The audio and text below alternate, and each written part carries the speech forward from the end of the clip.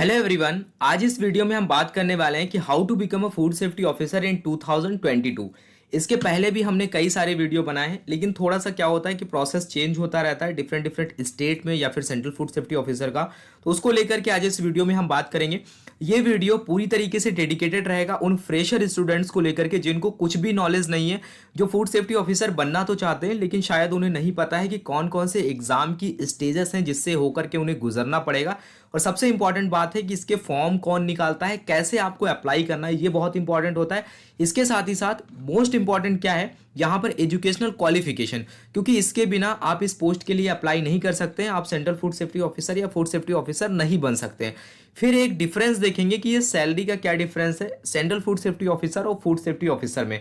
ये वीडियो बहुत बहुत इंपॉर्टेंट रहने वाला है। अगर आप इन फ्यूचर में, अगर आप 12th स्टैंडर्ड में है या फिर अपना आप ग्रेजुएशन कर रहे हैं या फिर आप कर चुके हैं लेकिन आपको इसके बारे में कोई नॉलेज नहीं है, आप बिल्कुल फ्रेशर हैं, तो ये वीडियो आपको हेल्प करेगा। एकदम एक्यूरेट इन्फॉर्मेशन जो भी होगी अभी तक की वो आपको यहाँ पर मिलेगी। इसके आगे क्या होगा कि कुछ भी चेंजेस होते हैं, क्योंकि ये फिक्स तो है नहीं कि किस बेसिस पे सिलेक्शन हो रहा है। हो सकता है आगे कुछ चेंजेस हों, एग्जाम की स्टेजेस में कुछ चेंजेस आती हैं, एज क्राइटेरिया को लेकर के अगर कोई चेंजेस आते हैं, सैलरी को लेकर कोई चेंजेस आते हैं, तो फ्यूचर में भी आपको अपडेट जो है वो आपको चैनल पर मिल जाएगा। ठीक है, आज का जो वीडियो है उसमें जो हम बात करेंगे सेंट्रल फूड सेफ्टी ऑफिसर के बारे में, फूड सेफ्टी ऑफिसर के बारे में, एजुकेशनल क्वालिफिकेशन के बारे में और सैलरी के बारे में। ठीक है, तो इस वीडियो को पूरा आप देखिएगा जिससे आपको सारे डाउट्स जो हैं वो क्लियर हो जाएंगे। ठीक है, इसके साथ ही साथ जो लोग भी चैनल पर नए हो तो प्लीज़ यार चैनल को सब्सक्राइब कर देना। इसके साथ ही साथ आप इंस्टाग्राम, टेलीग्राम और लिंक्डइन पेज पर हमें फॉलो कर सकते हो। अगर कुछ अपडेट आता है तो आपको ईजिली वहाँ पर अपडेट मिल जाएगा with in minute,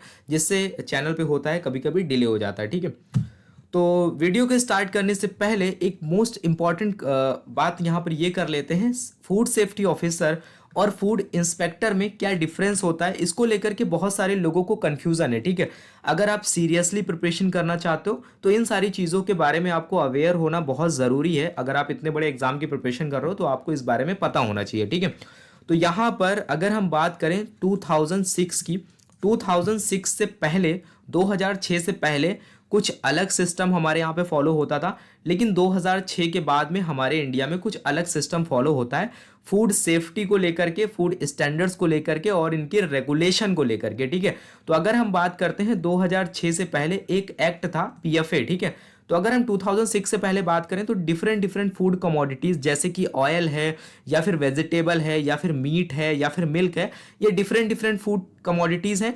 in different different food commodities को रेगुलेट करने के लिए डिफरेंट डिफरेंट फूड लॉज थे या फिर डिफरेंट डिफरेंट एक्ट थे या फिर डिफरेंट डिफरेंट ऑर्डर्स थे। ठीक है, जिनके द्वारा फूड को रेगुलेट किया जाता था। ठीक है, लेकिन क्या हुआ 2006 में, क्या हुआ, हमारी गवर्नमेंट ने, सेंट्रल गवर्नमेंट ने, पार्लियामेंट ने क्या किया, एक सिंगल एक्ट निकाला जो पूरे इंडिया में एप्लीकेबल होगा। यानी कि सारी ही फूड कमोडिटीज़ या फिर फूड से रिलेटेड किसी भी इशू को रिजॉल्व करने के लिए जो एक्ट है वो होगा food safety and standard act 2006। तो हमारे इंडिया में जब से food safety and standard act 2006 जो है वो इम्प्लीमेंट हुआ है, तब से ये जो फूड इंस्पेक्टर की पोस्ट है ये अभी नहीं है, हमारे इंडिया में एग्जिस्ट नहीं करती है। अभी आप जितने ऑफिशियल डॉक्यूमेंट्स को देखते हो, चाहे वो सेंट्रल लेवल के डॉक्यूमेंट्स हो चाहे वो स्टेट गवर्नमेंट के डॉक्यूमेंट्स हो, वहां पर आपको जो ऑफिसर का नाम मेंशन मिलेगा वो मिलेगा फूड सेफ्टी ऑफिसर। तो फूड सेफ्टी ऑफिसर यहाँ पर एक इम्पॉर्टेंट ऑफिसर होता है जो कि हमारा फूड सिस्टम को इम्प्लीमेंट करने के लिए या फिर जो भी लॉ एंड ऑर्डर है फूड को लेकर के उनको इम्प्लीमेंट करने के लिए, जो आप देखेंगे कि जो फूड सेफ्टी को लेकर के जो फ्रंट लाइन ऑफिसर होता है वो कौन होता है, फूड सेफ्टी ऑफिसर होता है। ठीक है, तो अभी के टाइम पे अगर आप कहीं पे सर्च करते हैं कि अगर आपको फूड इंस्पेक्टर बनना है तो फूड इंस्पेक्टर का मतलब फूड सेफ्टी ऑफिसर की ही बात हो रही है, लेकिन ऑफिशियली जो है ये पोस्ट एग्जिस्ट नहीं करती अभी इंडिया में। अगर एग्जिस्ट करती भी है तो छोटे छोटे जो म्यूनिसिपल कॉर्पोरेशन है या फिर छोटे छोटे डिपार्टमेंट हैं या फिर प्राइवेट ऑर्गेनाइजेशन है, वहां पर आपको ये पोस्ट देखने को मिल सकती है। लेकिन अगर सेंट्रल लेवल की बात करें वहां पर आपको फूड सेफ्टी ऑफिसर ही देखने को मिलेगा, और अगर स्टेट में बात करते हैं तो वहां पर भी आपको फूड सेफ्टी ऑफिसर देखने को मिलेगा। तो कहने का मतलब यहां पर यह है कि 2006 में जब food safety and standard act आया तो उसने जो है फूड इंस्पेक्टर की पोस्ट जो है उसको रिप्लेस कर दिया, किससे, फूड सेफ्टी ऑफिसर थे। तो अभी तक आपको ये डाउट जो है वो क्लियर हो गया होगा। तो आगे की जो बात करते हैं उसके बारे में देखते हैं कि अगर आपको फूड सेफ्टी ऑफिसर बनना है तो वहां पर कौन कौन सी स्टेजेस हैं जिससे आपको होकर के गुजरना पड़ेगा। ठीक, तो यहाँ पर देखिए, यहाँ पर आपके सामने एक टेबल है जिसमें हमने बात करी है सेंट्रल फूड सेफ्टी ऑफिसर की, दूसरी हमने बात करी है फूड सेफ्टी ऑफिसर की। ठीक है, तो इंडिया में अभी के टाइम पे, प्रेजेंट टाइम पे दो ही तरीके हैं जिनसे आप फूड सेफ्टी ऑफिसर बन सकते हो। दो तरीके की पोस्ट आपको हमारे इंडिया में, हमारी कंट्री में देखने को मिलेंगी। एक है सेंट्रल फूड सेफ्टी ऑफिसर, एक है फूड सेफ्टी ऑफिसर। इनके अलावा आपको किसी बारे में और ज़्यादा रिसर्च करने की ज़रूरत नहीं है, केवल दो तरीके हैं जिनके द्वारा आप फूड सेफ्टी ऑफिसर बन सकते हैं। तो सबसे पहला यहाँ पर अगर हम डिफरेंस देखते हैं, एक है हमारा रिक्रूटमेंट का डिफरेंस। तो रिक्रूटमेंट की अगर बात करें, जो सेंट्रल फूड सेफ्टी ऑफिसर का जो एग्ज़ाम होता है उसको कौन कंडक्ट कराता है या फिर एप्लीकेशन फॉर्म कौन इशू करता है, तो वो करता है FSSAI, यानी कि food safety and standard authority of India, जो कि हमारे इंडिया में एक सिंगल रेफरेंस पॉइंट है जो कि पूरे ऑल ओवर इंडिया में फूड सिस्टम को कंट्रोल करता है और रेगुलेट करता है। ठीक है, दूसरा अगर हम बात करते हैं FSO, जिसको हम स्टेट फूड सेफ्टी ऑफिसर या फिर सिंपल में FSO भी बोलते हैं या फिर फूड सेफ्टी ऑफिसर भी बोलते हैं। ठीक है, तो यहाँ पर देखो जो रिक्रूटमेंट होता है, रिक्रूटमेंट प्रोसेस कौन कंडक्ट करता है, वो करता है PSC, स्टेट PSC। तो डिफरेंट स्टेट में उनका डिफरेंट PSC होता है, यानी कि पब्लिक सर्विस कमीशन होता है, जो ग्रुप B की सर्विसेज में एग्जाम कंडक्ट कराता है। तो जैसे कि अगर हम महाराष्ट्र की बात करते हैं तो वहाँ पर MPPSC हो गया। इसी तरीके से अगर हम बात करते हैं राजस्थान में तो RPSC हो गया। उसके बाद में त्रिपुरा की बात करें तो TPSC हो गया। उत्तर प्रदेश की बात करें तो यहाँ पर UPPSC हो गया। आंध्र प्रदेश की बात करें, यहाँ पर Andhra Pradesh public service commission हो गया। और तमिलनाडु की बात करें तो यहाँ पर TNMRP, यानी कि तमिलनाडु मेडिकल रिक्रूटमेंट बोर्ड जो है वो इस एग्जाम को कंडक्ट कराता है। वेस्ट बंगाल में ऐसे ही म्यूनिसिपल कॉर्पोरेशन और इसके साथ ही साथ West Bengal health recruitment board जो है वो स्टेट में एग्जाम जो है कंडक्ट कराता है, यानी कि रिक्रूटमेंट करता है। ठीक है, तो यहाँ पर ये एक मेजर डिफरेंस है कौन इसके फॉर्म निकालता है। तो आपको अगर चेक करना है तो आप इन्हीं स्टेट की जो PSC की वेबसाइट है, पब्लिक सर्विस कमीशन की, उस पर आप विजिट करके देख सकते हो। जब भी नोटिफिकेशन आएगा यहीं पे आएगा। सेंट्रल का जो नोटिफिकेशन आएगा वो FSSAI की वेबसाइट पे आएगा, या फिर अगर आप हमारे चैनल को सब्सक्राइब कर लेते हो तो वहां पर भी आपको अपडेट मिल जाएगा। ठीक है, दूसरा जो डिफरेंस है यहाँ पर एग्जाम स्टेजेस को लेकर के है। अगर आप सेंट्रल फूड सेफ्टी ऑफिसर बनना चाहते हो तो यहाँ पर आपको मेजर दो स्टेज से होकर गुजरना पड़ेगा।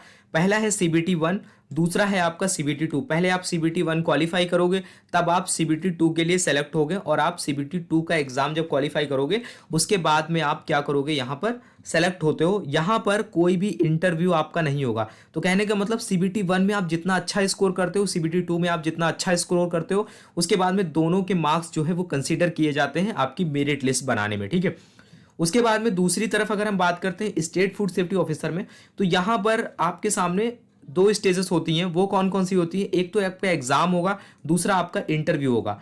सेंट्रल गवर्नमेंट ने कुछ सालों से क्या किया है कि आप देखेंगे, चाहे SSC हो चाहे रेलवे हो, बहुत सारे डिपार्टमेंट में जो है इन्होंने इंटरव्यू को क्या किया है, हटा दिया है। अब क्या होता था कि इंटरव्यू के टाइम पे एक ट्रांसपेरेंसी नहीं देखने को मिलती थी पहले के टाइम पे।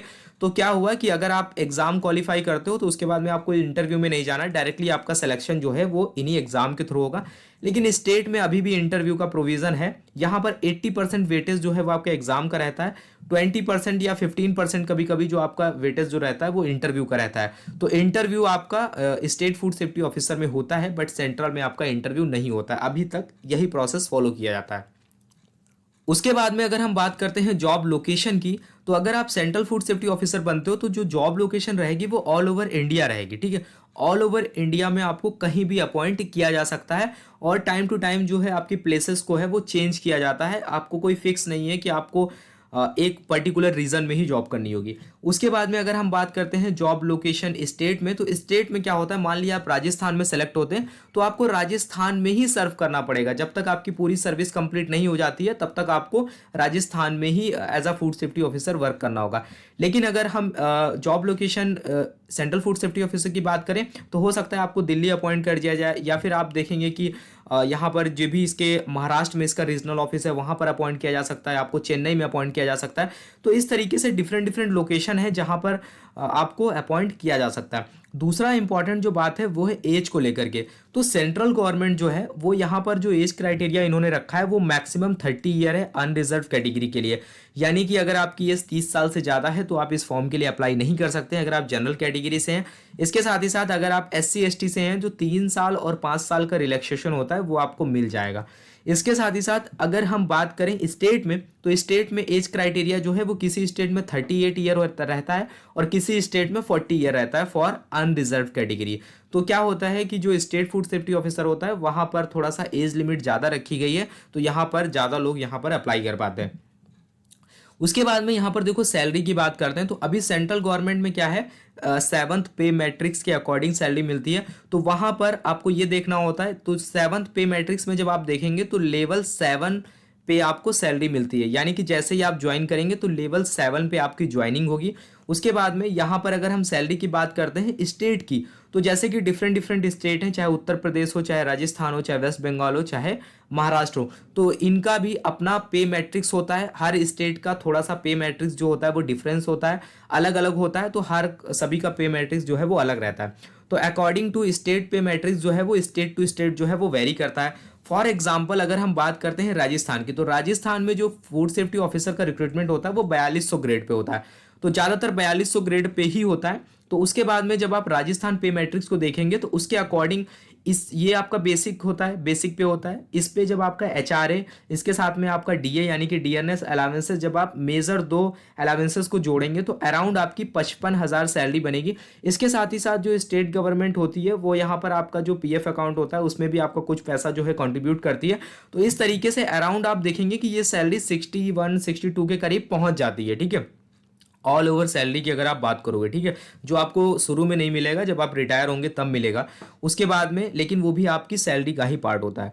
उसी तरीके से अगर हम सेंट्रल में बात करते हो तो यहाँ पे 7th पे मैट्रिक्स में जब आप लेवल 7 पे जाएंगे तो यहाँ पर आपकी 44,900 जो है वो बेसिक पे होता है जहाँ पर आपकी ज्वाइनिंग होगी। ठीक है, तो उस पे जब आप डियरनेस अलावेंसर और HRA को जब आप ऐड करेंगे तो आपकी 73,000 पर मंथ अप्रॉक्स सैलरी जाती है। ठीक है, तो यहाँ पर आपकी सैलरी जो है वो स्टेट के कंपैरिजन में ज़्यादा होती है। उसके बाद में क्या होता है कि धीरे धीरे जैसे आप आगे बढ़ेंगे तो फिर आपके प्रमोशन हो रहे रहते हैं। 3 to 5% आपका सैलरी इंक्रीमेंट हर साल आपको देखने को मिलेगा। और यहाँ पर भी सेम कॉन्सेप्ट यही लगता है कि जो आपका PF अकाउंट होता है उसमें गवर्नमेंट जो है वो 12% जो है कंट्रीब्यूट करती है। उसके बाद में आपका सैलरी का कुछ पार्ट भी उसमें कंट्रीब्यूट होता है। तो वो आपका जो गवर्नमेंट इसमें आप कंट्रीब्यूट करती है वो थोड़ा सा ज़्यादा हो जाता है। तो इस वजह से जो आपकी एक्चुअल सैलरी होती है वो भी यहाँ पर भी आपकी ज़्यादा हो जाती है। तो आप देखेंगे कि ये 75 to 76 भी जा सकती है। तो एक ये आइडिया लग गया आपको सैलरी का। तो फिर डिफरेंट डिफरेंट डिपार्टमेंट में जब आप ज्वाइन करेंगे तो वहाँ के अकॉर्डिंग कुछ और अलावेंसेस भी होते हैं। तो थोड़ा सा 2000 3000 का आपको डिफरेंस देखने को मिलेगा, लेकिन एग्जैक्ट आपको इसी के आसपास सैलरी देखने को मिलेगी। ठीक है, तो अभी आपको 2 डिफरेंस मेजर समझ में आ गए, सेंट्रल फूड सेफ्टी ऑफिसर और फूड सेफ्टी ऑफिसर। अब दोनों में बेटर कौन है? तो ऑब्वियसली दोनों में बेटर जो है वो सेंट्रल फूड सेफ्टी ऑफिसर है, क्योंकि यहाँ पर जो आपका एरिया ऑफ जुरिसडिक्शन होता है, तो आपका वर्किंग एरिया जो आप देखेंगे वो काफ़ी ज़्यादा होता है। आप इंडिया के किसी भी कोने में कहीं भी काम कर सकते हैं। आपका वर्किंग एरिया होता है वो काफ़ी वास्ट होता है। ठीक है, लेकिन यहाँ पर जो लिमिटेड पावर्स होती हैं स्टेट फूड सेफ्टी ऑफिसर को, वो किसी अगर सेंट्रल के अंडर में कोई ऑर्गेनाइजेशन आता है तो वहाँ पर उसका जो जुरिसडिक्शन होता है वो नहीं होता है। तो उसके कुछ लिमिटेशंस होते हैं फूड सेफ्टी ऑफिसर के। बस सेंट्रल गवर्नमेंट के अंदर में जो भी ऑफिसर होता है उसके पास में कुछ पावर्स होती है, मतलब कुछ अथॉरिटी उसके पास में ज़्यादा होती है। ठीक है, तो ये एक बेसिक डिफरेंस समझ में आ गया आपको। तो दोनों में अगर हम बेटर की बात करें तो सेंट्रल फूड सेफ्टी ऑफिसर जो है वो बेटर होता है, लेकिन स्टेट फूड सेफ्टी ऑफिसर भी अच्छा होता है, ऐसा नहीं है कि वो भी खराब होता है। तो 2 तरीके से जो भी अपॉर्चुनिटी आपको देखने को मिलती है उसके द्वारा आप यहाँ पर एंटर कर सकते हो। ठीक है, अब हम बात करते हैं मोस्ट इंपॉर्टेंट जो बात है वो है एजुकेशनल क्वालिफिकेशन की। तो एजुकेशनल क्वालिफिकेशन अगर बात करें तो सेंट्रल फूड सेफ्टी ऑफिसर या फिर फूड सेफ्टी ऑफिसर दोनों का कॉमन होता है। ठीक है, तो सबसे पहली बात यहाँ पर यह है कि डिग्री या फिर मास्टर डिग्री आपके पास होनी चाहिए तो ही आप अप्लाई कर पाएंगे। तो यहाँ पर अगर हम डिग्री की बात करें, अगर आपने अपना ग्रेजुएशन फूड टेक्नोलॉजी में किया है तो आप अप्लाई कर पाएंगे। इसके साथ ही साथ डेयरी टेक्नोलॉजी में, बायोटेक्नोलॉजी में, ऑयल टेक्नोलॉजी में या फिर एग्रीकल्चर साइंस में, इसके साथ ही साथ वेटनरी साइंस में या फिर बायोकेमिस्ट्री या फिर माइक्रोबायोलॉजी में, इनमें से किसी सब्जेक्ट में अगर आपने अपना ग्रेजुएशन कंप्लीट किया है तो आप यहाँ पर अप्लाई कर पाएंगे, ठीक है।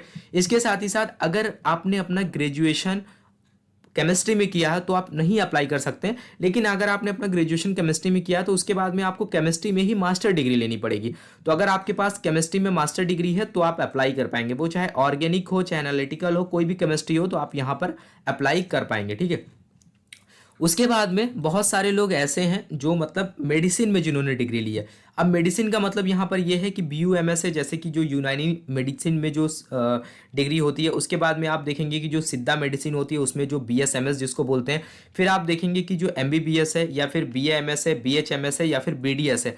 इनमें से अगर किसी में से आपने अगर अपना क्वालिफिकेशन लिया है, यानी कि अगर आपने मेडिसिन में डिग्री ली है, चाहे अगर आप डॉक्टर हैं, चाहे वो BDS हो, चाहे BHMS हो, चाहे BAMS हो, चाहे MBBS हो, चाहे BSMS हो, चाहे BUMS हो, किसी में भी अगर आपने लिया है तो भी आप यहाँ पर अप्लाई कर पाएंगे, ठीक है। तो मेडिसिन का मतलब यहाँ पर यह है कि अगर आपने इनमें से किसी में भी अपनी डिग्री कंप्लीट करी है तो आप यहाँ पर अप्लाई कर पाएंगे।